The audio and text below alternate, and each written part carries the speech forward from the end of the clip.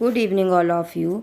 आज मैं class 10th का 13 चैप्टर मानवीय करुणा की दिव्य चमक समझाने जा रही हूँ, जो सर्वेश्वर दयाल सक्सेना द्वारा रचित है। हिंदी के सबसे विख्यात कवि सर्वेश्वर दयाल सक्सेना का जन्म बस्ती, उत्तर प्रदेश जिले में सन 1927 ईस्वी में हुआ और उनकी शुरू की तथा विद्यालय की शिक्षा बस्ती जिले से ही प्राप्त की। बाद में उन्होंने बीए तथा एमए की उपाधियां इलाहाबाद विश्वविद्यालय से प्राप्त की। अपना जीवन यापन करने के लिए उन्होंने अध्यापन का और संपादन का कार्य किया। पहले वे शिक्षक बने, फिर उन्होंने आकाशवाणी में नौकरी की। वहां से दिनमान के उप संपादक रहे। उप संपादक यानी कि संपादन यानी कि पत्र लिखने का कार्य। उन्होंने चर्चे और चरखे नाम से जो स्तंभ शुरू किया वह बहुत लोकप्रिय और प्रसिद्ध हुआ। उसके बाद वे बच्चों की पत्रिका पराग के संपादक रहे।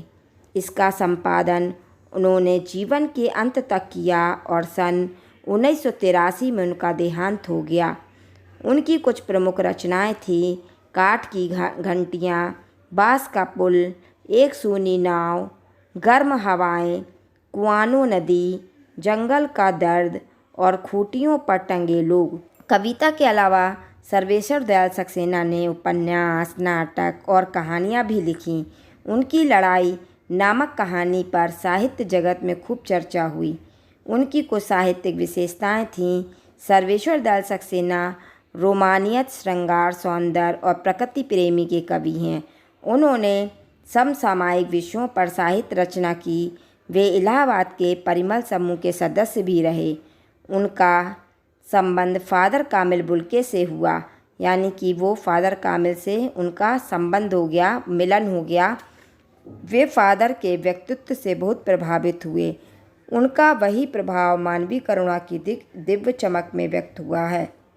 सर्वेश्वर दयाल सक्सेना अपनी चित्रात्मक शैली के लिए विख्यात हैं।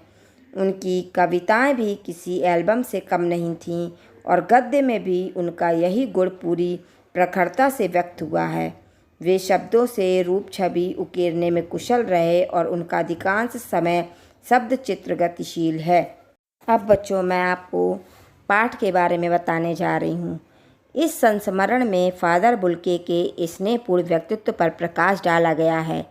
लेखक को दुख है कि फादर बुल्के की मृत्यु ग्रेगिन से हुई। ग्रेगिन यानी कि एक प्रकार का जहरीला फोड़ा। तो उससे लेखक की मृत्यु हो गई, फादर बुल्के की मृत्यु हो गई।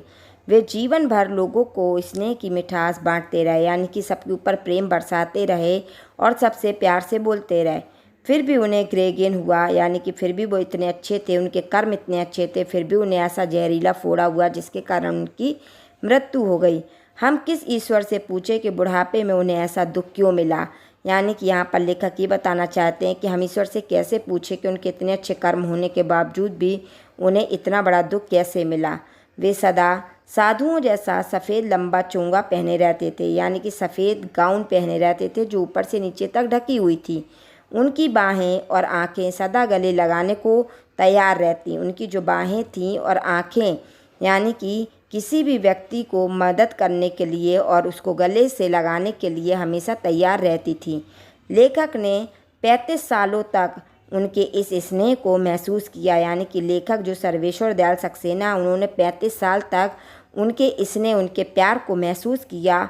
उन्हें याद करना करुण संगीत सा लगता है। जब उन्हें याद करते हैं वो तो ऐसा लगता है कि जैसे कोई दुख भरा संगीत बज रहा हो, और देखना करुणा में स्नान करने जैसा। और अगर उनको देख लिया तो ऐसा लगता था कि जैसे उनके प्रेम में नहा लिया हो। फादर से बात करने पर मन में कर्म करने का संकल्प जागता था। जब अगर हम फादर से बात करता था लेखक, तो उनके मन में दृढ़ संकल्प जाग जाता था, कोई काम करने का निश्चय हो जाता था। जिन दिनों लेखक इलाहाबाद में था, फादर भी परिमल नामक संस्था के सदस्य थे। उस समय फादर कामिल बुल्के परिमल नामक संस्था के सदस्य थे। वे उस पारिवारिक स्नेह में बड़े सदस्य के समान थे, यानी कि सबसे बड़े सदस्य बने हुए थे।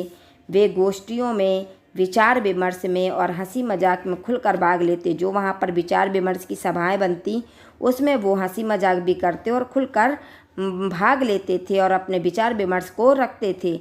वे सबके पारिवारिक उत्सव और संस्कारों में भी पुरोहित की भांति उपस्थित रहते। जिनके घर में भी कोई उत्सव मनाया जाता या कोई संस्कार होते, मुंडन संस्कार या फिर जन्मदिन, इस तरीके की अगर कोई चीज़ होती तो वो पुरोहित की भांति वहाँ पर उपस्थित होते थे।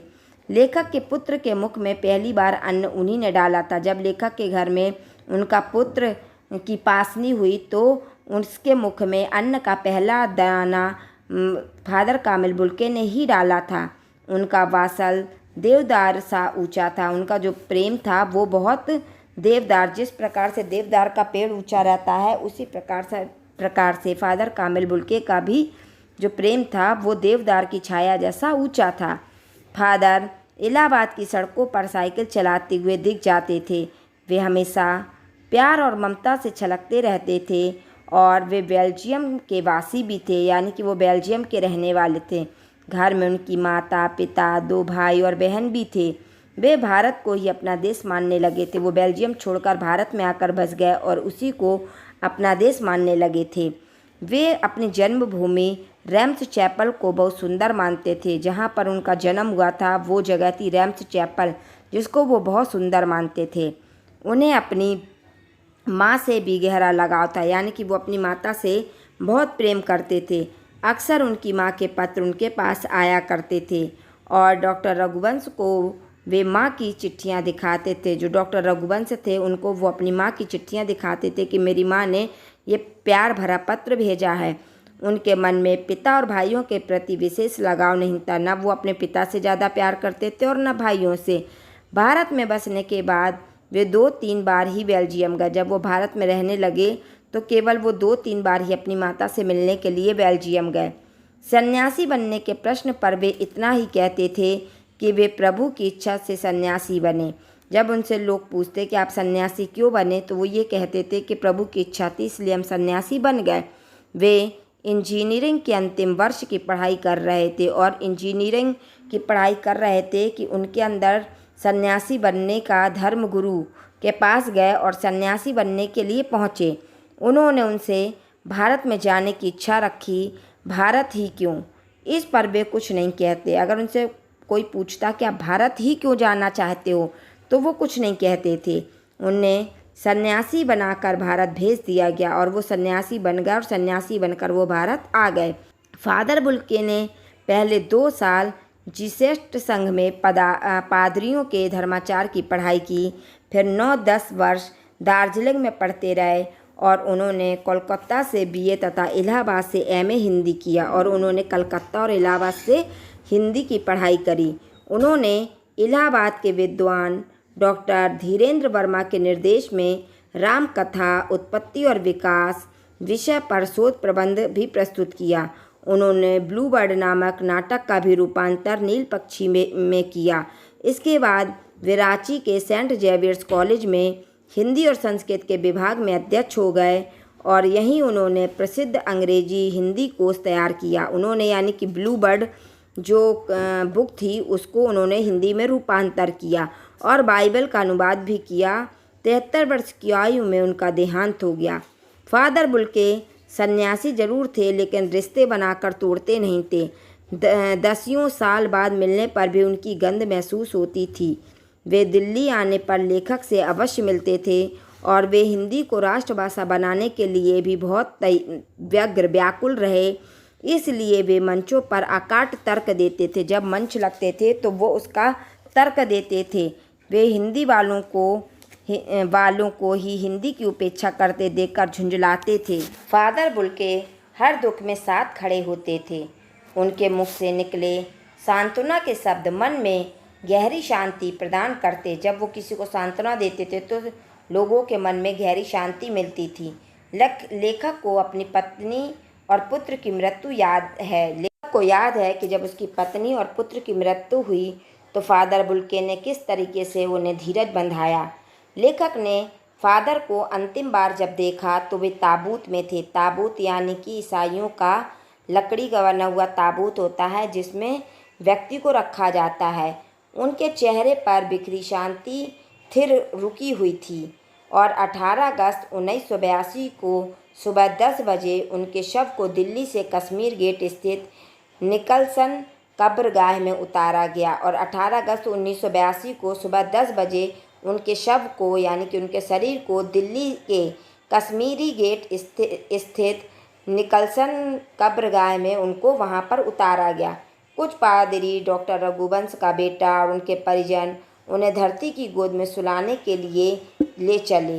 जैनेंद्र, विजयेंद्र, स्नातक अजीत कुमार, निर्मल जैन, मसीही समुदाय के लोग, पादरी, डॉक्टर सत्य प्रकाश, डॉक्टर रघुवंश भी मौन उदासी में घिरे खड़े थे। सब लोग वहाँ पर इतने सारे जो लोग थे वो सब शांत खड़े थे। मसीही विधि से उनका अंतिम संस्कार शुरू हुआ और रांची के फादर पास्कल तोयना ने उन्हें श्रद्धांजलि अर्पित करते हुए कहा कि फादर बुल्के धरती में जा रहे हैं, यानी कि फादर बुल्के हैं वो धरती में समा रहे हैं, इस धरती में जा रहे हैं, इस धरती में ऐसे रत्न और पैदा हों। डॉक्टर सत्य प्रकाश ने भी उन्हें नमन किया और देह कब्र में उतार दी। उनके शरीर को कब्र में यानी कि गाड़ दिया। वहाँ उपस्थित सब लोग रो पड़े और फादर बुल्के फल फूल भरे छायादार पेड़ की भांति थे। जिस प्रकार से एक पेड़ फल फूलता है उसी प्रकार से जो फादर बुल्के थे वो भी एक छायादार पेड़ के समान थे। उनका व्यक्तित्व दिव्य करुणा की चमक में लहलहाता था। उनका जो व्यक्तित्व था वो इस प्रकार से था जिस प्रकार से शक्ति चमकती हुई दिखाई देती है। आज भी उनकी याद यज्ञ की पवित्र आग की तरह महसूस होती है। जब लोग उन्हें याद करते हैं तो इस प्रकार से दिखाई देती है जिस प्रकार से एक पवित्र यज्ञ होता है और उसमें पवित्र आग होती है, उसी प्रकार से फादर कामिल बुल्के की एक पवित्र आग महसूस होती है।